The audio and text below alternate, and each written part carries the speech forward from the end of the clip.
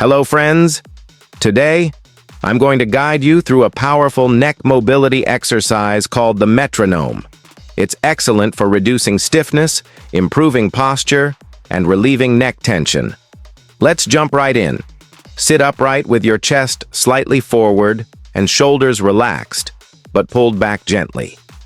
Now, imagine your head turning around a vertical axis, like a line going through your nose. Slowly rotate your head to one side. This is the first stage. Next, without moving your torso, gently stretch your neck sideways. This is the second stage. Be careful not to lean your body. Only the neck should move. Also, avoid lifting your shoulders. They should stay low and relaxed. A common mistake is skipping the first phase and immediately tilting the head sideways. This reduces effectiveness and doesn't give a proper stretch.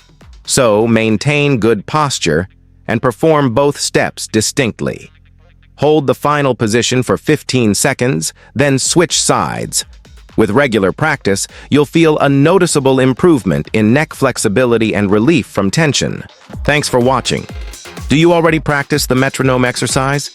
Share your experience in the comments. See you in the next video. Take care.